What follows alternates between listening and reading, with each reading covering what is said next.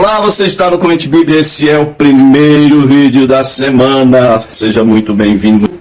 Bom, nós estamos hoje lendo, narrando, relatando aqui em Zacarias capítulo 3, do 1 ao 10, onde fala do sumo sacerdote Josué, retrato da expiação de Cristo. Eu quero que vocês compreendam uma coisa interessante a ser dita aqui. Sempre que se fala de governo, nesse contexto bíblico, desse momento, nós sempre nos referimos a dois poderes. A Bíblia sempre fala desses dois poderes, é o poder religioso e o estatal, né? Fala sempre que, por exemplo, Zorobabel é o governador, né? Zorobabel filho de Sealtiel, e Josué, no caso, é o sumo sacerdote, ok? Até a época do Apocalipse, você vai ver a menção de bestas, né? Uma besta e um falso profeta, ou seja, um homem da religião, um homem do Estado, tá? Relacionado mais à questão financeira mesmo, estatal. Zacarias capítulo 3, versículo 1 diz que depois disso, ele me mostrou o sumo sacerdote Josué diante do anjo do Senhor. Veja bem, quando falamos de anjo do Senhor, no contexto de Israel, pensamos logo em Miguel, né? Que ele dizem ser um dos primeiros príncipes e o defensor de Israel. Porém, nesse contexto aqui, você vai entender que se relacionava a Cristo. Porque, veja bem, o sumo sacerdote Josué estava diante do anjo do Senhor, mas Satanás estava à direita de Josué para se lhe opor, ou para acusá-lo.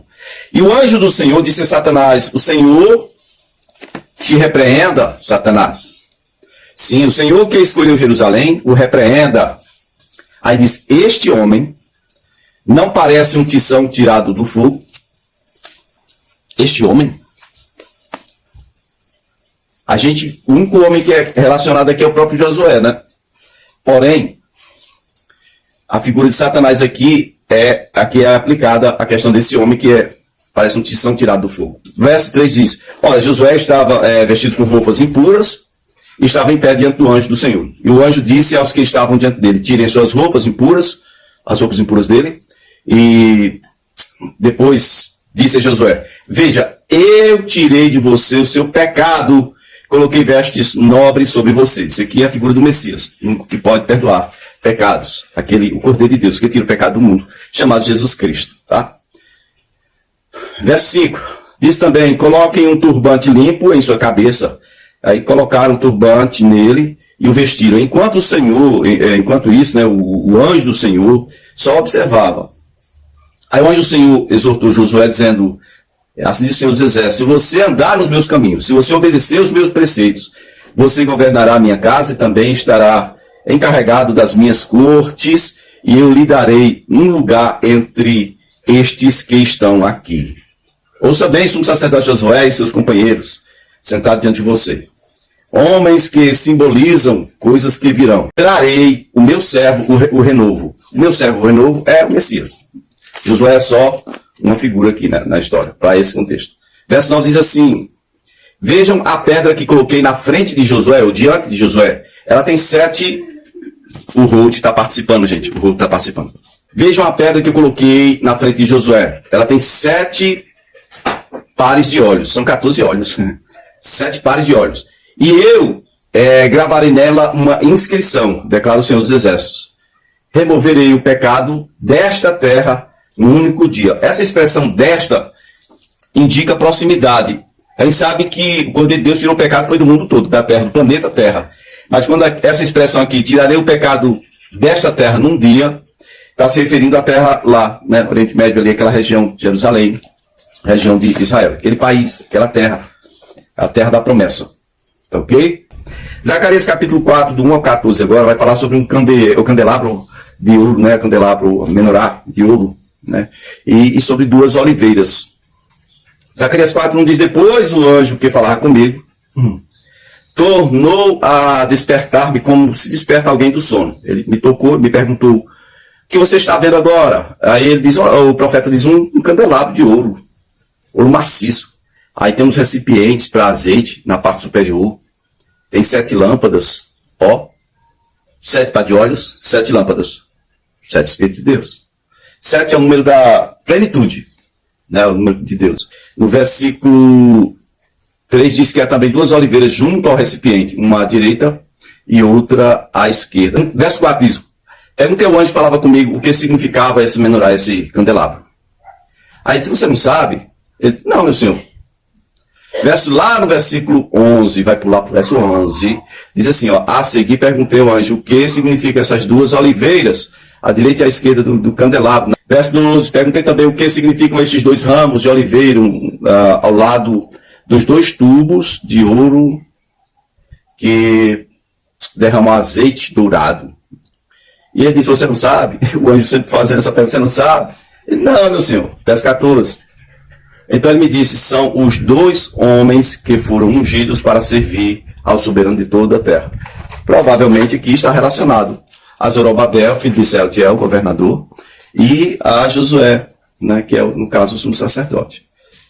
Agora vem falar de um pergaminho que voava e do Efa. Não era o tapete aladinho, era um pergaminho. Zacarias 5, verso 1, diz que ele viu esse pergaminho enorme, né, voador, pergaminho voador. Aí hoje sempre perguntando, o que você está vendo aí? Um pergaminho voador. O bicho tem 9 metros de comprimento por 4,5 de largura. Pense no pergaminho medonho, como diz no Ceará, né? Ele me disse, nele está escrita a maldição que está sendo derramada sobre toda a terra. Porque tanto o ladrão como o que jura falsamente serão expulsos.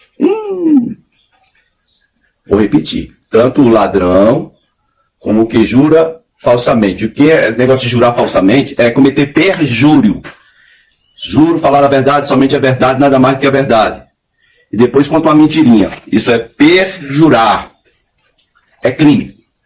Tanto quem rouba quanto ou como quem comete perjúrio será ou serão expulsos, conforme essa maldição do pergaminho voador.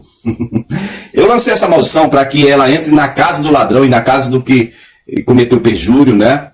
E então essa maldição ela ficará na casa dessas pessoas e destruirá tanto as vigas como os tijolos.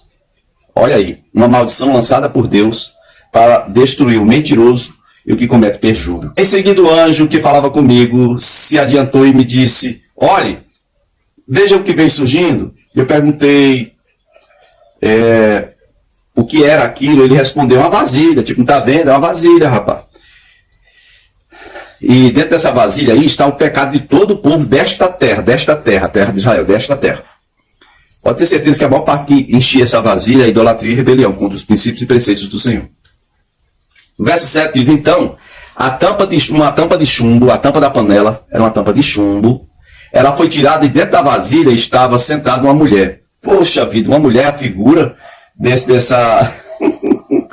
pecado, dessa perversidade do povo. Então o anjo, no caso, alguém tirou a tampa, né? Verso 8 diz que o anjo disse, essa aí é a perversidade. E aí ele empurrou para dentro da vasilha e fechou de novo com a tampa de chumbo. Aí o profeta Zacarias, né? Verso 9 diz que ele ergueu os olhos de novo. E aí viu chegar na frente de duas mulheres. Essas mulheres tinham asas, como asas de cegonha. Então o vento impeliu suas asas e elas ergueram a vasilha, essa vasilha que estava com o pecado do povo, né, cheia de maldade, de pecado, de perversidade.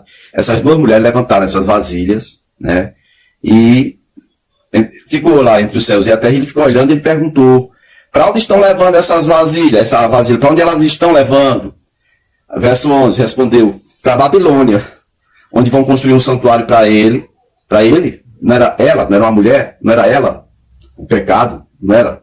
Pois é, vão construir um santuário para ele, o perverso, né? Quando ficar pronto, a vasilha será colocada lá em seu pedestal. Ou seja, figuradamente, a perversidade, a maldade, o pecado estava sendo tirado dali e estava sendo levado para a cidade de Babilônia. Preste bem atenção, não estamos nos referindo ao Império Babilônico. O Império Babilônico já caiu há muito tempo. É a cidade de Babilônia, onde antes estavam cativos os judeus. Tá, ok? E aqui é interessante também notar uma coisa incomum. Eu já expulsei muitos demônios, mas dificilmente você faz separação numérica entre demônios que se apresentam, espíritos imundos que se apresentam como uma entidade masculina ou feminina. Até mesmo quem faz uso, quem é usado por eles, não faz muita distinção essa questão de sexo, né? Porém, na Bíblia, você não vê muitos casos de anjos. O anjo com aspecto feminino. E esse aqui é um caso, né? Dois anjos com aspecto feminino aparecem aqui e levam uma vasilha cheia de perversidade, de pecado, e dentro dessa vasilha tem outra figura feminina. Eita, a figura da mulher. Na religião, principalmente a religião católico apostólico romano, você que é católico apostólico romano, a questão da mulher, né? Pede a mãe que o filho dá. E eu quero que você compreenda que essa maldade, essa perversão estava sendo levada para a Babilônia, e a Babilônia se torna a representação dessa figura de mulher, de perversão, de pecado, de estrutura mundana, demoníaca e contrária à vontade de Deus. É da Babilônia que começa a se propagar, sempre foi, desde a antiga Babilônia, a Neo-Babilônia, no Império Neo-Babilônio, a figura da mãe e o filho e a adoração, a figura da mulher, né? Semiramis e Tammuz, a mãe e o filho. Se você estiver achando que eu estou falando muito, é só pesquisar, dá um Google aí. Não é difícil você saber a verdade. Difícil é você abrir mão das mentiras que ensinaram para você. Bom, vamos seguir aqui então. Zacarias capítulo 6, meu povo. Verso 1 diz: olhei novamente e vi diante de mim 4 carruagens que vinham saindo do meio de 2 montanhas de bronze.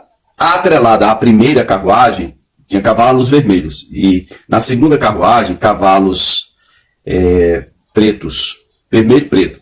Na terceira, brancos. Na quarta, malhados.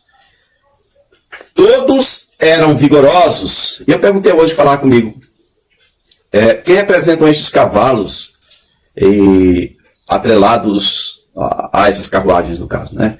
O que é atrelar, irmãos? É prender com trela. O que é trela? Uma correia. A trela é essa correia que liga o animal à carruagem, né? Tá bom?